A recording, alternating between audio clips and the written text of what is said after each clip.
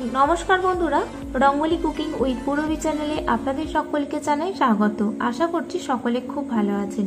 আজকে আমি আপনাদের সঙ্গে শেয়ার করব বাঙালিদের অত্যন্ত পছন্দের একটি পদ, সর্ষে ইলিশ।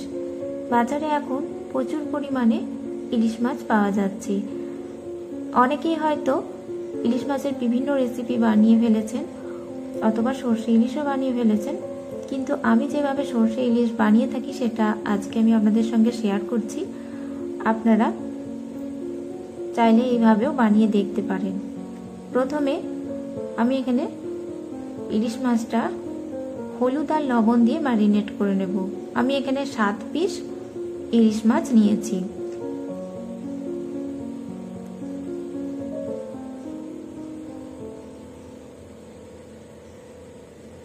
লবণ হলুদটা ভালো করে মাছের সব দিকে এইভাবে মাখিয়ে ম্যারিনেট করতে দেব। অন্যদিকে আমি সর্ষের পেস্টটা বানিয়ে নেব।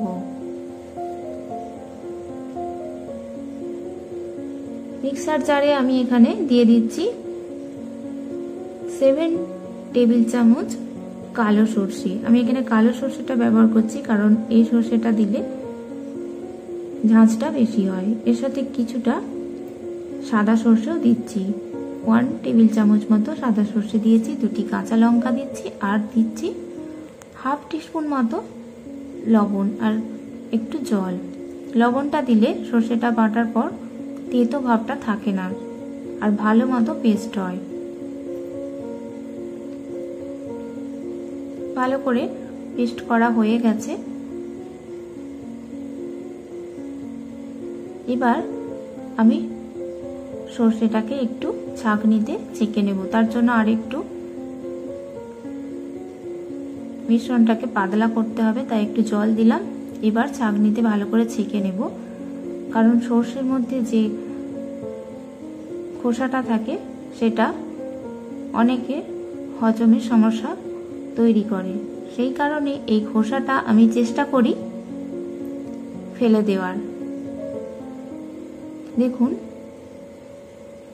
এই পেস্টটা খুব সুন্দর মসৃণ হয়েছে আর এটা খেলে হজমের ক্ষেত্রেও কোনো সমস্যা হবে না।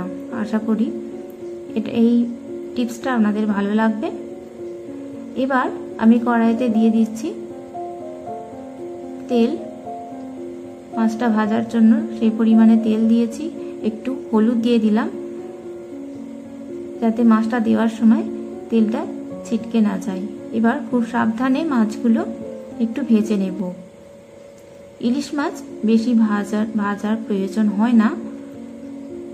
আবার অনেকে কাঁচা অবস্থাতেই রান্না করেন, কিন্তু আমি চেষ্টা করি একটু ভেজে নেওয়ার। আর এই ইলিশ মাছ থেকে যে তেলটা ভাজার পর থাকে এটা গরম ভাতের সাথে খেতে খুবই ভালো লাগে। তাই আমরা ইলিশ মাছ রান্না করার সময় হালকা করে ভেজে তুলে রাখি, কারণ ইলিশ মাছ এমনিতেই বরফের মাছ। এবার যে তেলটা আছে এটা আমি তুলে নেব বাটিতে। মাছগুলো ভেজে তুলে নিয়েছি। এবার বাটিতে যে তেলটা তুলেছিলাম তার থেকে অল্প পরিমাণেতে দিয়ে দিলাম। এবার এর মধ্যে ফোড়নে দিলাম কালো জিরে, আবারও একটু হলুদ গুঁড়ো দিলাম। এবার সর্ষের পেস্টটা দিয়ে দিচ্ছি। হলুদটা দিলাম যাতে মশলাটা ছিটকে না যায়। এবার ভালো করে এই মশলাটা মিশিয়ে নেব।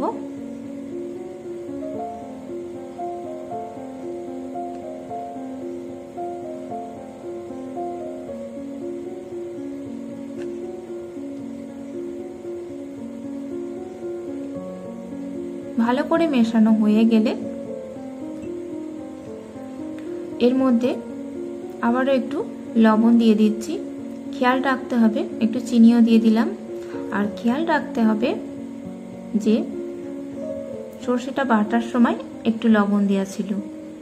এবার মশলাটা যখন ফুটে উঠবে তখন ভেজে রাখা মাছগুলো দিয়ে দেব। এবার উল্টে পাল্টে নিয়ে এই এর মধ্যে কাঁচা লঙ্কা দিয়ে দিচ্ছি 2টি। ঝালটা যে যার স্বাদ অনুসারে নেবেন। এবার 10 থেকে 15 মিনিট মতো এটা ফুটতে দেবো।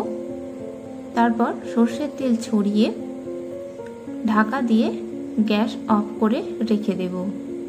তারপর 5 মিনিট পর এটা গরম গরম পরিবেশন করব ভাতের সঙ্গে। আর ইলিশ মাছের ভাজার পর যে তেলটা ছিল সেটাতে গরম ভাতে খেতে খুব ভালো লাগে, ওটাও আপনারা ভাতের সঙ্গে নেবেন। আর এই ইলিশ মাছের রেসিপিটি আপনাদের কেমন লাগলো অবশ্যই কমেন্ট বক্সে জানাবেন।